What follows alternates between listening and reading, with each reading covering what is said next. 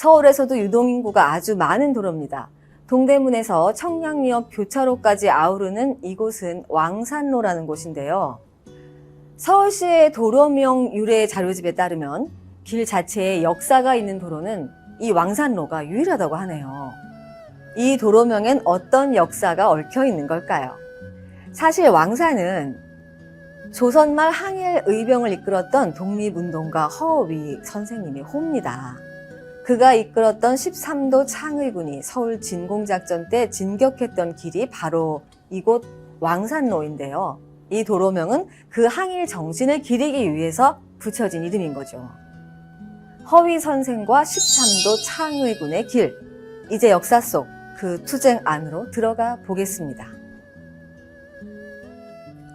1907년 8월 한국의 군대가 해산되자 해산군인들은 무기를 들고 지방의병에 합류했다. 그해 11월엔 허위와 이인영의 의병부대를 주축으로 13도 창의군도 조직됐다. 그 수도 약 1만 명이었다. 그러나 1908년 1월 이인영으로부터 13도 의병 대장을 넘겨받은 허위는 벼랑 끝에 몰려 있었다. 1907년 10월부터 교전을 지속해온 탓에 탄약마저 부족하다. 솔로의 진격을 약속했던 날짜는 점점 다가오는데 이강령과 신돌석이 이끄는 의병들은 각 지방에서의 전투로 아직 합류조차 못하고 있으니 이를 어쩐단 말인가. 13도 창의군은 서울로의 진격작전을 계획하고 있었다. 그러나 일본군은 작전 정보를 입수해 사전에 대비했다. 이에 마음이 급해진 허위는 전국의 의병이 다 모이기도 전에 진격을 감행한다. 결국 일본군의 집중 공격을 받고 패한 13도 창의군. 허위는 임진강 너머 양주로 후퇴하며 통한의 눈물을 삼킨다. 내가 싸우는 것은 꼭 이길 수 있다고 생각해 하는 것은 아니다. 차마 외적과 함께 살 수 없어서 그런 것이다. 그즈음 당시 조선의 총리 대신을 맡고 있던 친일파 이완용은 허위에게 사람을 보낸다. 그러니까 이완용이 나에게 관찰사나 내부 대신으로 오라고 내게 전화를 했단 말이야. 내 이놈! 어디서 감히 썩 꺼져라 이놈아! 내 너는 심부름을 놓은 것이니 특별히 살려주마! 널 죽여서 뭐하겠느냐. 하지만 내가 이완용 내놓은 만큼은 반드시 죽일 것이다 전해라. 허위는 이완용의 심부름꾼을 심하게 꾸짖고 돌려보냈다. 사실 허위와 이완용 두 사람에겐 공통점이 있었다. 두 사람 다 지금의 대법원격인 평리원에서 판사를 지낸 고위 관료 출신이라는 점이다. 특히 허위는 고종의 총애를 받아 1904년 평리원 재판장, 의정부 참찬을 거쳐 1905년에는 비서 원승에까지 오르기도 했다. 한 사람은 친일파로, 또 한 사람은 의병 대장으로. 같은 고위 관료 출신임에도 두 사람의 행보는 이토록 달랐다. 사실 허위는 고위 관직에 있을 때부터도 외세에 기대는 세력들을 일찍이 견제해왔다. 배야, 그들은 앞에서는 매양 러시아 세력을 강조하다가 일단 한문을 났으면 다시 일본 공사관으로 달려가 꼬리를 흔들며 애골에서 제 몸 온전하기를 도모합니다. 내장원경 이용익과 경위총관 이근택이 바로 그런 차이입니다.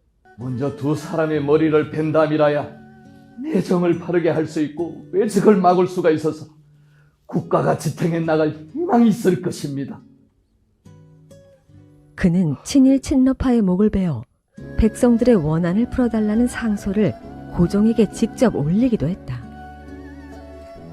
1904년 한일 의정서 체결 후 허위는 평리원 판사 측의 이름으로 베일 경문을 전국에 발송하기도 했는데, 앉아서 망하기를 기다리기보다 온갖 힘을 다하여 마음을 합하여 빨리 계책을 세우자. 진군하여 이기면 원수를 보복하고 국토를 지키며 불행히 죽으면 같이 죽자. 비밀이 돈에 각 동지들에게 빨리 통과하여 옷을 찢어 깃발을 만들고 호미와 갈고리를 부셔 칼을 만들고 우리들은 얼굴을 규합하여 순리를 쫓게 되니 하늘이 도울 것이다.